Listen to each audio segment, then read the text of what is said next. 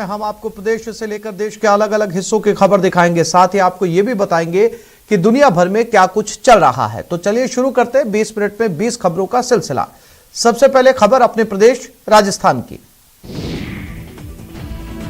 राजस्थान में 007 गैंग के वायरल हो रहे नए वीडियो ने एक बार फिर जोधपुर पुलिस का सिर दर्द बढ़ा दिया।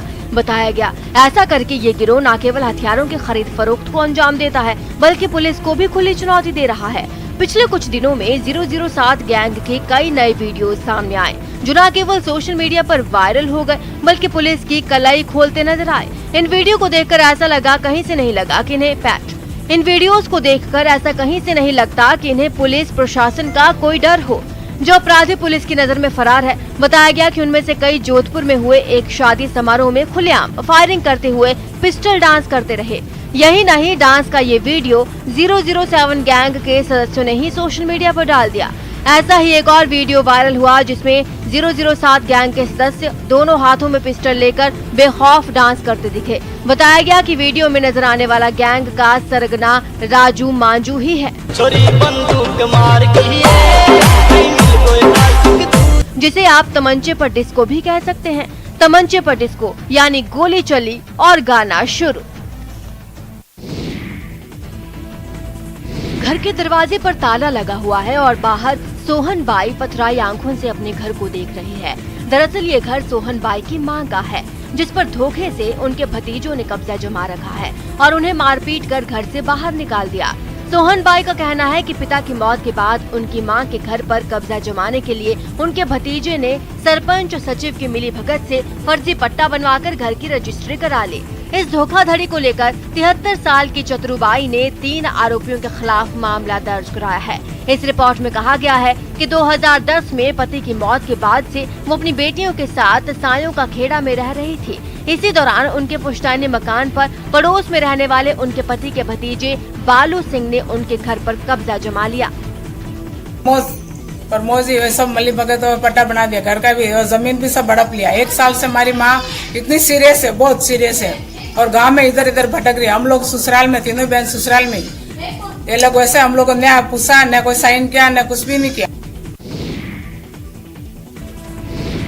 झुंझुनू रेलवे स्टेशन पर मंगलवार की शाम पुलिस के अधिकारियों के साथ सैकड़ों की संख्या में जवान, जीआरपी पुलिस की टीमें, बम स्क्वाड और स्नीफर डॉग के आने से रेलवे स्टेशन पर मौजूद पैसेंजर्स में हड़कंप मच गया। हालांकि बाद में पुलिस के जवानों ने बताया कि ये रूटीन मॉक ड्रिल है। इसके बाद लोगों ने राहत की सांस ली। दरअसल रेलवे स्टेशन पर बम की सूचना देकर इस तरह की रूटीन मॉक ड्रिल का आयोजन समय समय पर किया जाता है। वहीं समय समय पर रेलवे प्रशासन अपने स्तर पर मॉक ड्रिल अभ्यास करता है। मॉक ड्रिल के दौरान सभी एजेंसियों का रिस्पांस टाइम चेक किया जाता है ताकि पता चल सके कि सभी एजेंसी आपातकाल की स्थिति में कितनी सजग हैं। और सालाना एक्सरसाइज होती है। आज हमने रेलवे स्टेशन झुंझुनू पे एक बम की सूचना की रिहर्सल की थी और अभी कंट्रोल रेलवे स्टेशन से यहीं से स्टेशन सुपरिटेंडेंट के यहाँ से फ़ोन किया गया कंट्रोल रूम को कि इस प्रकार की एक बम विस्फोट की सूचना है।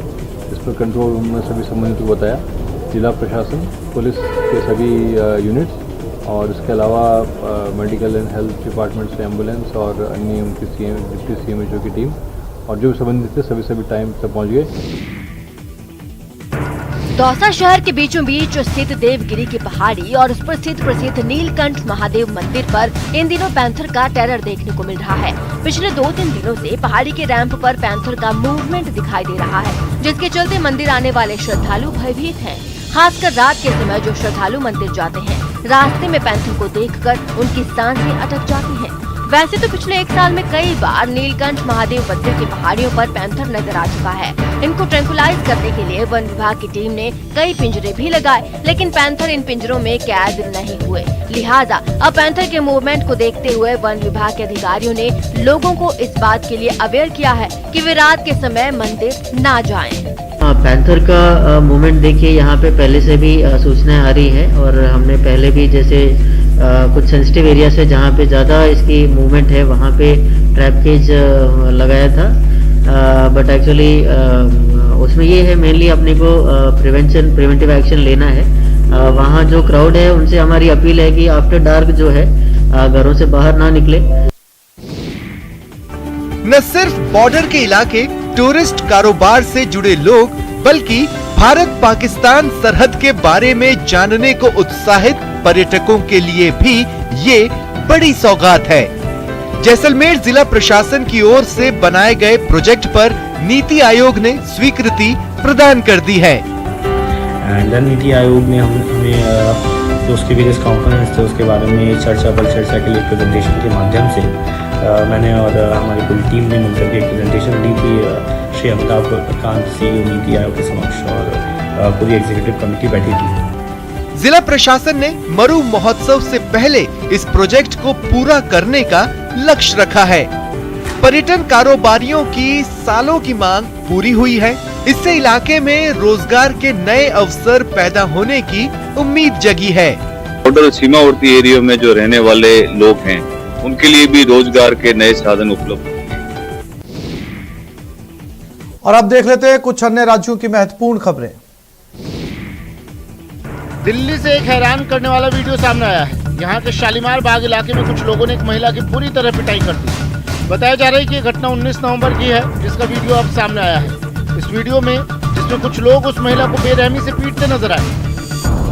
सबसे पहले वो महिला अपनी कार लेकर आती दिखी। घर के करीब पहुंचने पर जब वो अपनी गाड़ी पार्क करने लगी, इस बीच कार में बैठी 2 लड़कियां भी नीचे उतर गई।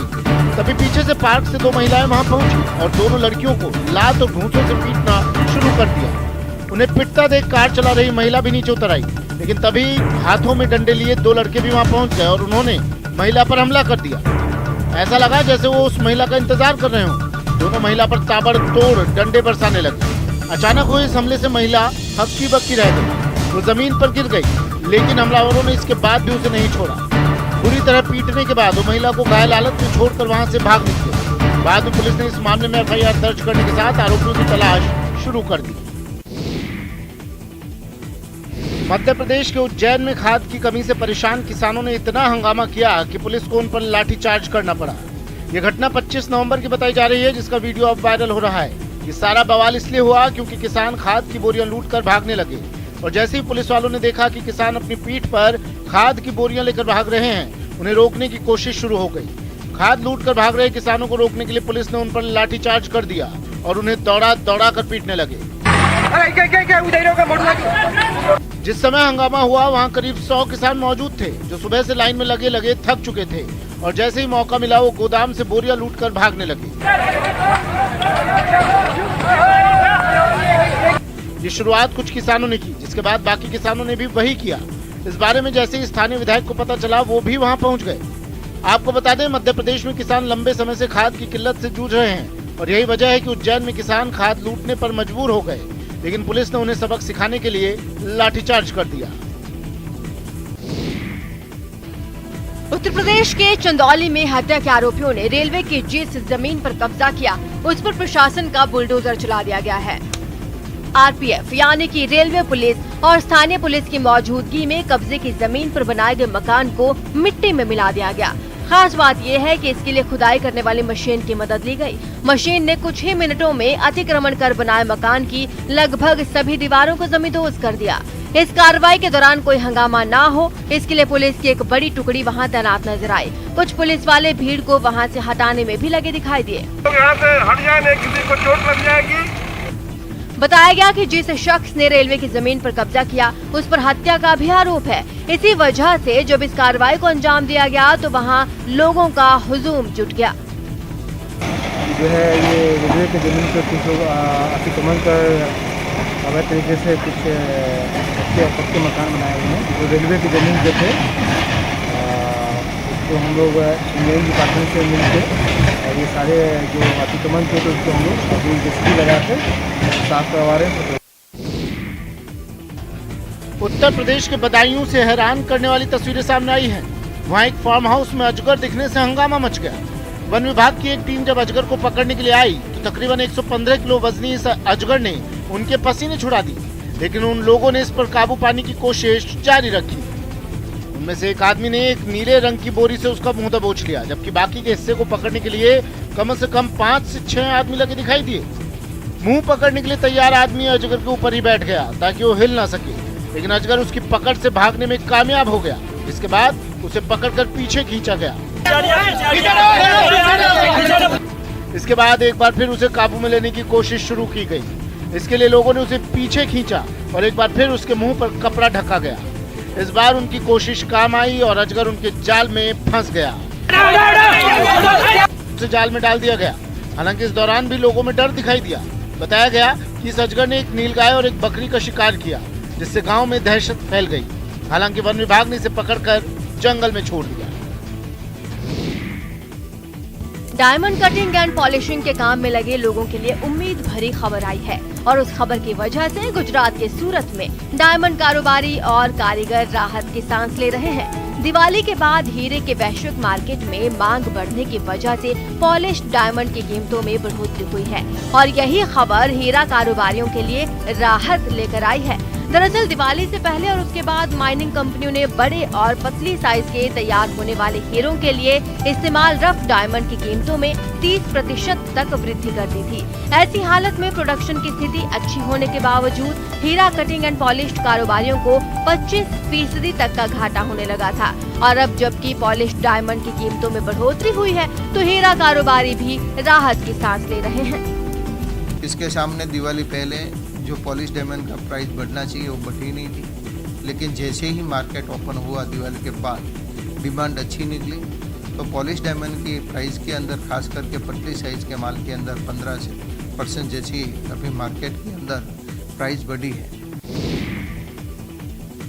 ये वही दांडी है जहां 5 अप्रैल 1930 को 241 मील की पैदल यात्रा कर राष्ट्रपिता महात्मा गांधी पहुंचे थे और नमक कानून तोड़कर अंग्रेजों के खिलाफ आजादी का बिगुल फूंका था। उस ऐतिहासिक दांडी का एक और इतिहास है कि यहाँ पिछले 51 साल से कभी सरपंच पद के लिए चुनाव नहीं हुए। हर बार की तरह इस साल भी दांडी ग्राम पंचायत के सरपंच का नाम गांव के लोगों की सर्वसम्मति से ही तय हो गया है। इस साल यहाँ के लोगों ने महिला सरपंच के तौर पर निकिता अल्पेश भाई राठौड़ का नाम तय किया है।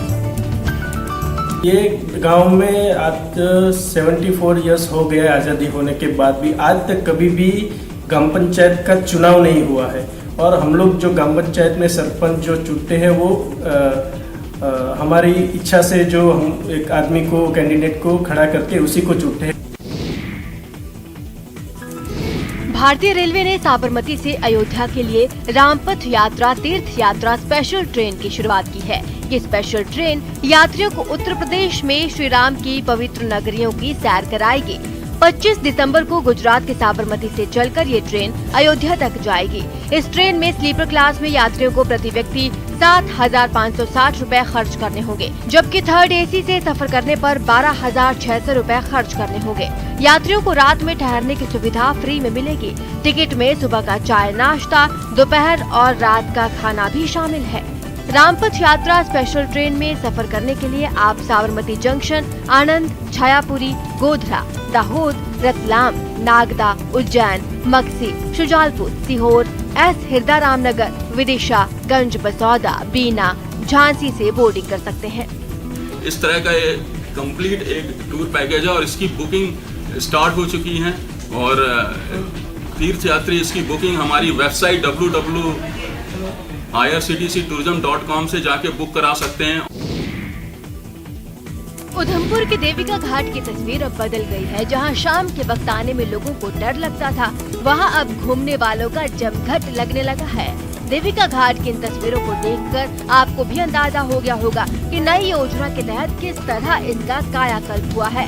आपको उधमपुर को देवनगरी की पहचान दिलाने वाली देविका नदी स्थानीय लोगों और प्रशासन के उपेक्षित रवैये और अतिक्रमण की वजह से बदहाल हो गई थी। लेकिन 2014 में उधमपुर में चुनावी रैली में देश के प्रधानमंत्री मोदी ने देविका का कायाकल्प करने का वादा किया और फिर यहाँ की तस्वीर बदलनी शुरू हो गई। देविका को उसका पुराना और निर्मल स्वरूप लौटाने और देविका परिसर के कायाकल्प के लिए राष्ट्रीय नदी संरक्षण कार्यक्रम के तहत 186 करोड़ 74 लाख के प्रोजेक्ट का काम शुरू हुआ और इसका असर भी अब नजर आने लगा है। और आज यहाँ पर ब्यूटिफिकेशन का काम लगा। आप देख सकते हो कि किस तरह का यहाँ पर माहौल बना हुआ और जब यहाँ पर टूरिस्ट यहाँ पर आएगा वो जब देखेगा वो जब बैठेगा यहाँ पर बोलेगा वाकई हम वहाँ पर गए थे, देवका में गए थे और वहाँ पर हमने क्या वहाँ पर क्या चीज़ बनी हुई। आप शिव जी की इतनी बड़ी मूर्ति यहाँ पर देख सकते हैं, किस तरह का यहाँ पर काम है ब्यूटिफिकेशन यहाँ पर लगा हुआ है। ये यज्ञ इतना खास है कि इसके बारे में जानकर आप हैरान रह जाएंगे। आमतौर पर हवन पूजा या फिर यज्ञ का आयोजन इंसानों की रक्षा और उनके सुखद भविष्य और वर्तमान के लिए किया जाता है, लेकिन तमिलनाडु के कोयम्बटूर में इस यज्ञ का आयोजन हाथियों की सुरक्षा के लिए किया गया है। दरअसल तमिलनाडु के कोयम्बटूर के बाहरी इलाके इत्तिमादाई के पास एक ट्रेन दुर्घटना में 3 हाथियों की मौत हो गई थी। उससे पहले भी ट्रेन की चपेट में आने से कई हाथियों की मौत हुई है। ऐसे में इन हाथियों की सुरक्षा के लिए कुछ लोगों ने हवन पूजा और यज्ञ का आयोजन किया।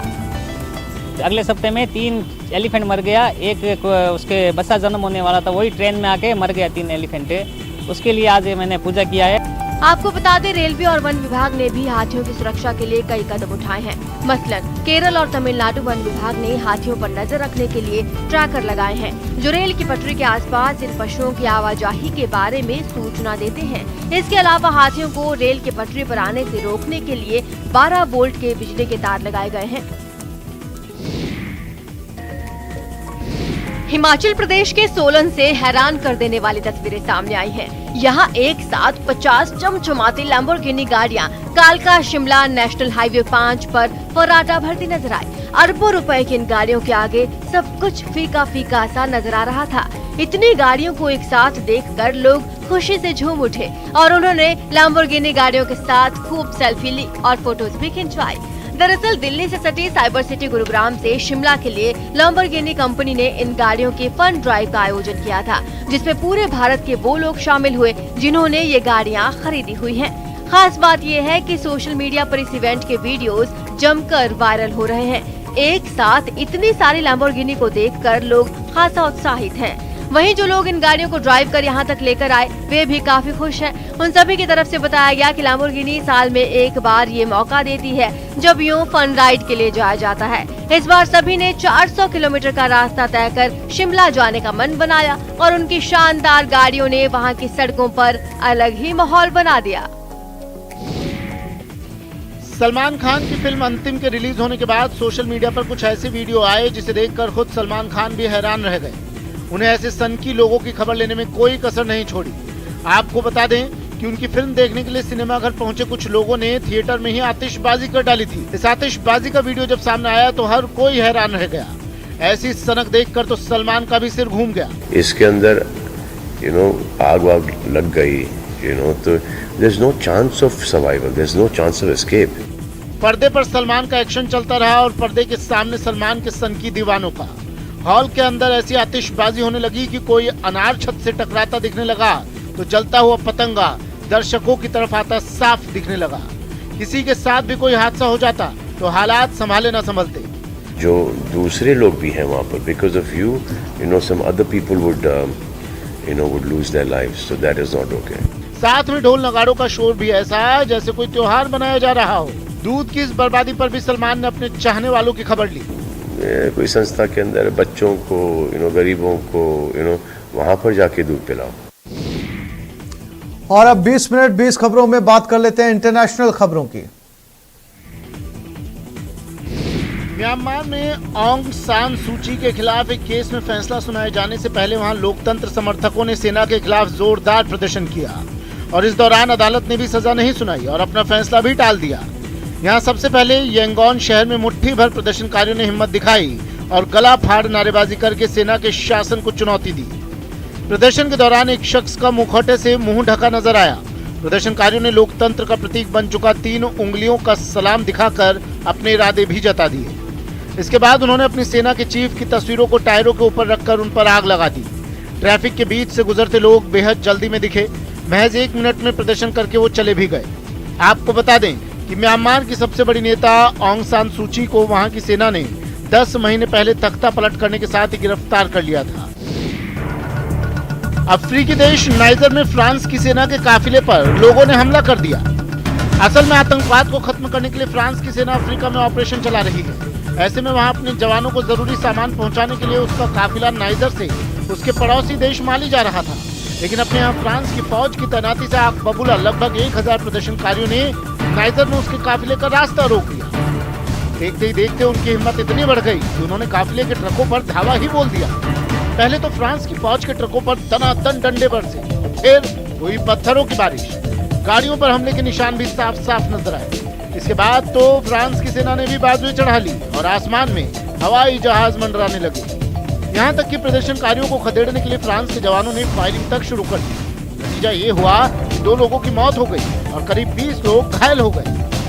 सुबह सुबह शुरू हुआ ये बवाल दिन चढ़ने तक जारी रहा। हालांकि फ्रांस की सेना आगे बढ़ने में कामयाब हो ही गई।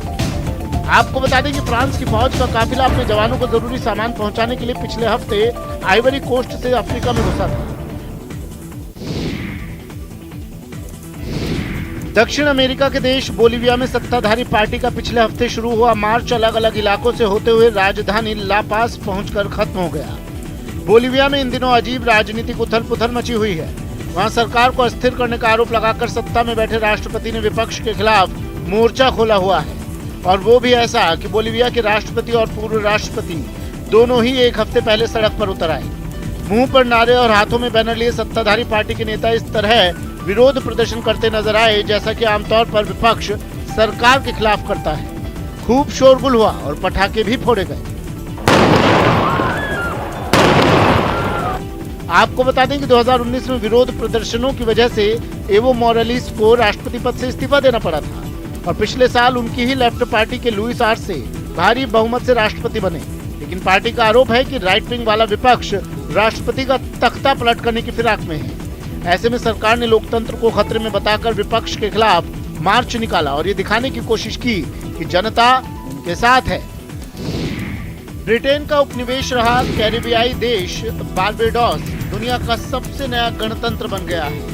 अपने 55वें स्वतंत्रता दिवस पर बारबाडोस ने ब्रिटेन की महारानी एलिजाबेथ को अपने राष्ट्र अध्यक्ष के पद से हटा दिया और उनकी जगह एक नई राष्ट्रपति नियुक्त कर दी। खास बात यह है कि इस ऐतिहासिक पल को हमेशा हमेशा के लिए यादगार बनाने के लिए राजधानी ब्रिज टाउन में आधी रात को एक शानदार कार्यक्रम रखा गया। इस कार्यक्रम के दौरान एक तरफ जबरदस्त आतिशबाजी ने काले आसमान को रोशन कर दिया तो दूसरी तरफ नीचे जमीन पर रंगों से भरी परेड में विशाल कठपुतलियां देखने को मिली। यहाँ कलाकारों ने झुमा देने वाली परफॉर्मेंस दी और तो और यहाँ जमकर बैंड भी बजाया गया। इस मौके पर ब्रिटेन के राज परिवार की तरफ से खुद प्रिंस चार्ल्स बारबाडोस पहुंचे थे, जहां गार्ड ऑफ ऑनर ने ब्रिटेन की राजशाही को आखिरी सलाम दिया। इसके बाद क्वीन एलिजाबेथ का झंडा नीचे उतारा गया और जब दुनिया सो रही थी तब बारबाडोस के इतिहास का नया पन्ना लिख दिया गया। इस ऐतिहासिक पल की गवाह बनने के लिए बारबाडोस की मशहूर गायिका रिहाना भी ब्रिज टाउन पहुंची थी। उत्तर प्रदेश के कुशीनगर में मुख्यमंत्री योगी आदित्यनाथ ने लोगों से कोरोना टीका लेने की अपील की है। उन्होंने बताया कि पूरी दुनिया में भारत ही एकमात्र ऐसा देश है जहां कोरोना का परीक्षण, इलाज और टीका मुफ्त है।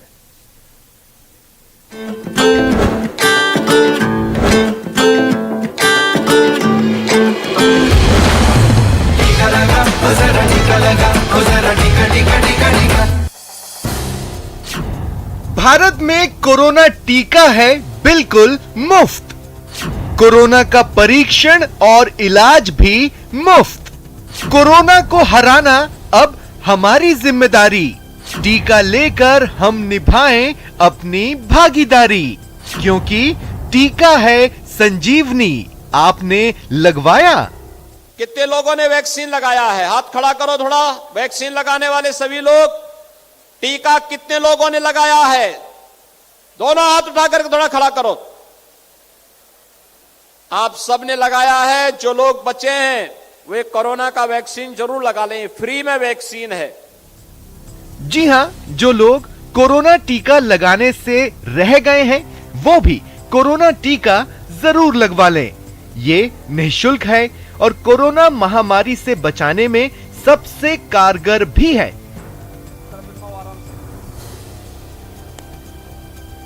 उत्तर प्रदेश के कुशीनगर में सामूहिक विवाह समारोह में मुख्यमंत्री योगी आदित्यनाथ ने कोरोना के खिलाफ लड़ाई में दुनिया में भारत के बेमिसाल होने के बारे में बताया। कोरोना महामारी का सामना करने के लिए दुनिया में ज्यादा संपन्न देश होंगे, लेकिन फ्री में टेस्ट, फ्री में उपचार, फ्री में अन्न योजना का लाभ और फ्री में वैक्सीन, यह भी केवल और केवल भारत के अंदर प्राप्त हो रहा है। इसी साल 16 जनवरी को भारत में दुनिया का सबसे बड़ा कोरोना टीकाकरण अभियान शुरू हुआ था और अब तक कोरोना टीके की 125 करोड़ खुराक दी जा चुकी है। केंद्र और राज्य सरकारों की कोशिश जल्द से जल्द 100% टीकाकरण की है। सबको वैक्सीन, फ्री में वैक्सीन, ये प्रधानमंत्री मोदी जी ने दिया है और भारत अब 125 करोड़ लोगों को अब तक वैक्सीन देने में सफल हुआ है और उत्तर प्रदेश आज 16 करोड़ लोगों को वैक्सीन दे चुका है। कुशीनगर के सामूहिक विवाह कार्यक्रम में 2503 जोड़े विवाह के बंधन में बंध गए। सीएम योगी ने इन सभी को कोरोना टीके के महत्व के बारे में बताया। इसलिए कोरोना के खिलाफ जब सरकार निभा रही है अपनी जिम्मेदारी, तो कोरोना टीका लेकर हम भी निभाएं अपनी भागीदारी। जय जय Shri Ram. Bureau report, news 18 network.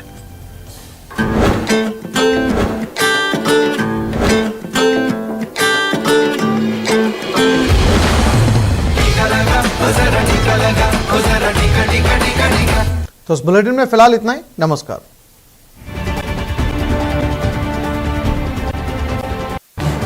इस न्यूज हेडलाइंस के प्रायोजक पेट सफा आयुर्वेदिक जूस, पेट सफा हर रोग दफा।